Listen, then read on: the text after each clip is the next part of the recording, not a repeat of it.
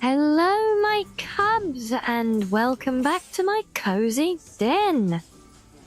We are, of course, still loitering away in the retching netch as we continue our journey of the real Barenziah. So grab yourself a drink from the bar and pull up a bench by the fire, as it is time for Volume 11.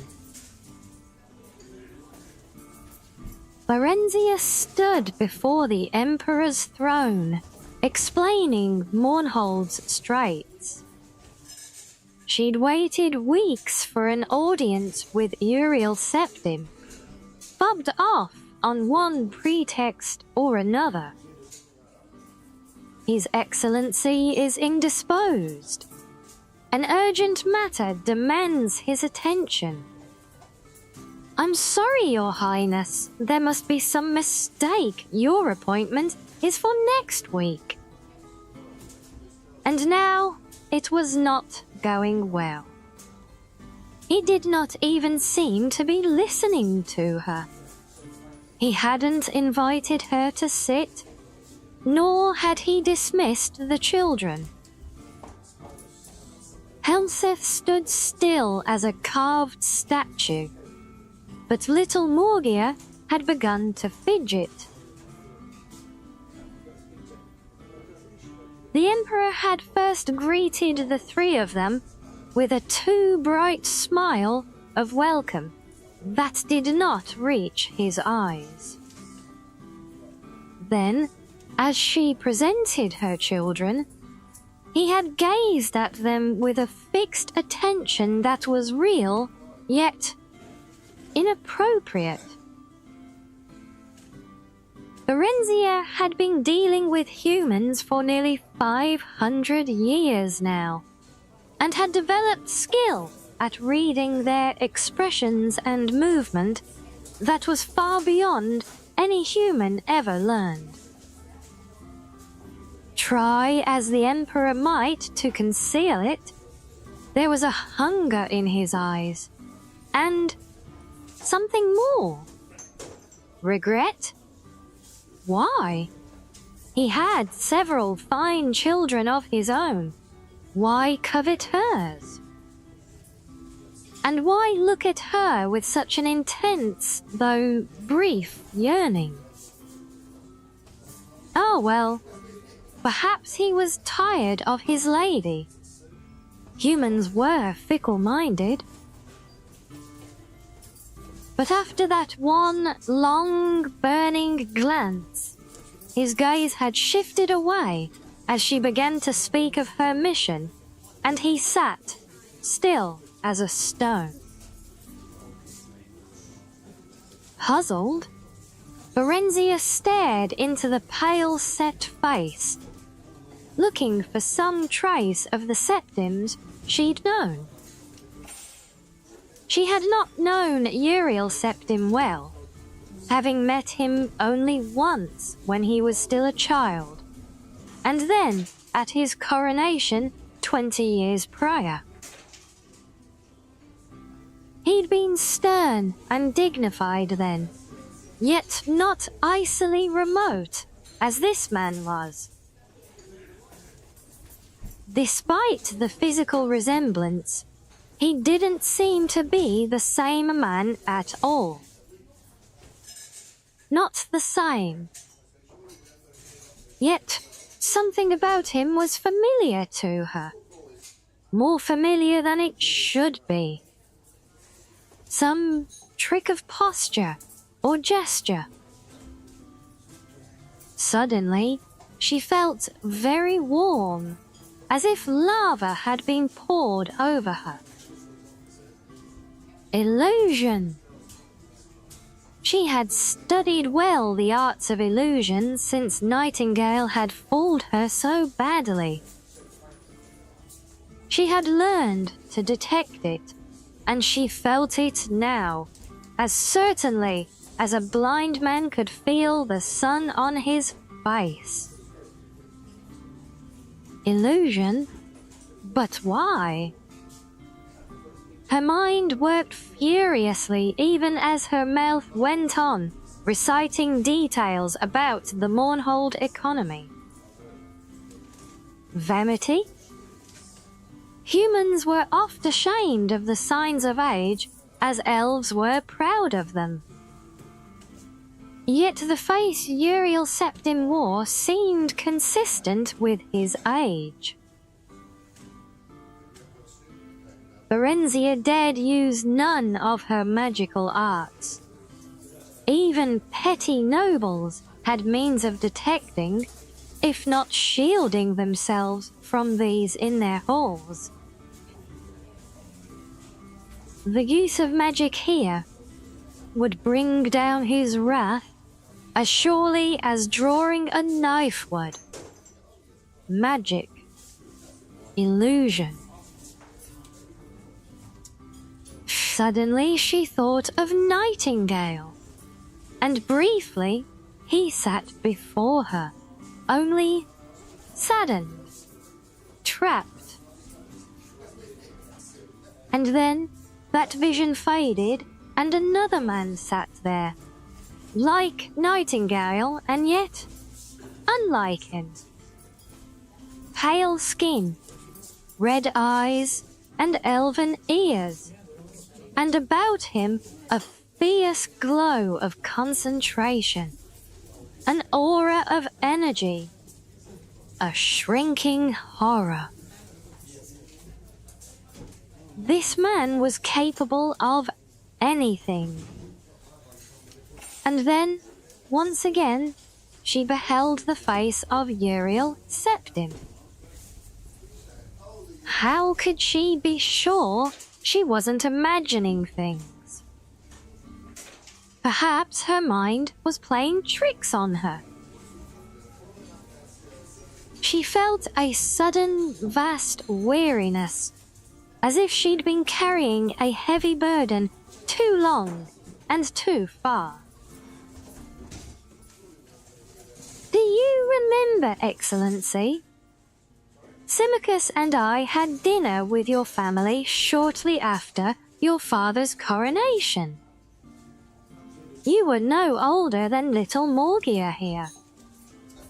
We were greatly honored to be the guests of that evening, except for your best friend Justin, of course. Ah, yes, the Emperor said. I believe I do recall that. You and Justin were such friends. I was told he died not long after. A great pity. Indeed. I still do not like to speak of him. The Emperor's eyes were wary. And as for your request, my lady, we shall take it under advisement and let you know. Barenziah bowed, as did her children.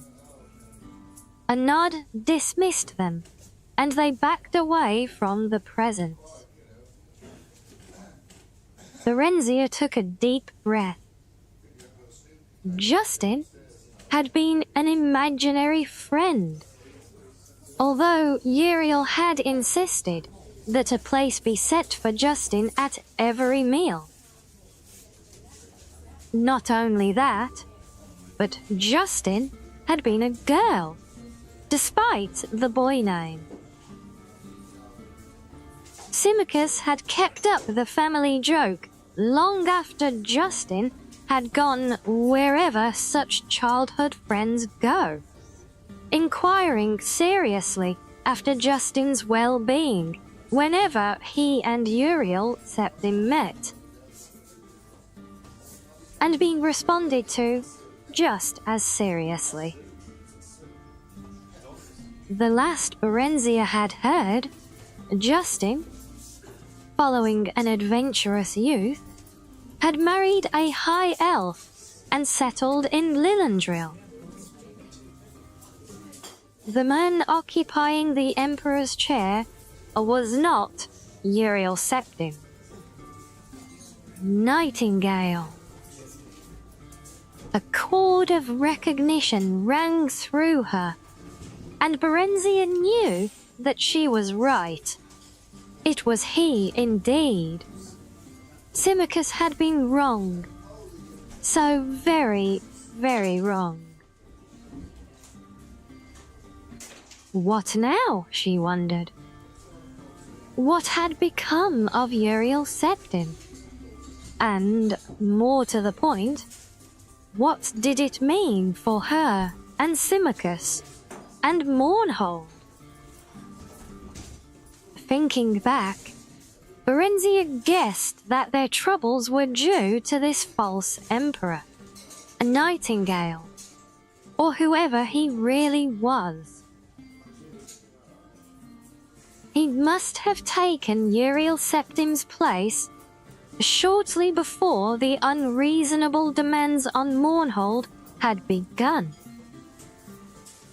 That would explain why relations had deteriorated for so long, at least as humans judged time.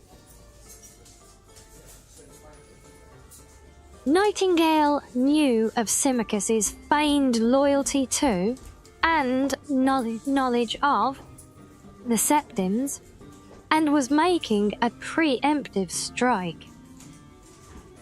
If that were indeed the case, they were all in terrible danger. She and the children were under his hand, here in the imperial city, and Symmachus left alone to face the troubles of Nightingale's brewing. What must she do? Barenziah urged the children ahead of her, a hand on each shoulder, her woman servant and guards trailing behind her. They had reached their waiting carriage. Even though their apartment was only a few blocks from the palace, royal dignity forbade their walking. And for once, Barenziah was glad of that. Even the carriage seemed a kind of sanctuary now, false as she knew that feeling to be. A boy dashed up to one of the guards and handed him a letter, and then pointed toward the carriage. The guard brought it to her. The boy waited, eyes wide. The letter was brief and complimentary, and simply asked if King Edwir of Wayrest, High Rock, might be granted an audience with her, as he had heard much of her, and would be pleased to make her acquaintance. Barenziah's first impulse was to refuse. She wanted only to leave this city. Certainly, she had no inclination for any dalliances with a dazzled human. She looked up, frowning, and one of the guards said, "The boy says his master awaits your reply yonder."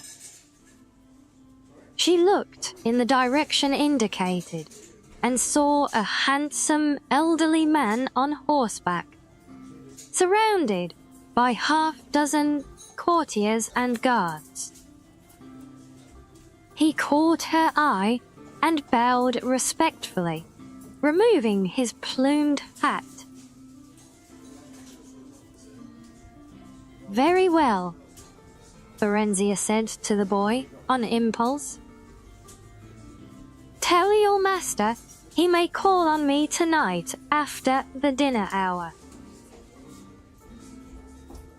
The man looked polite and grave, and rather worried, but not in the least lovesick.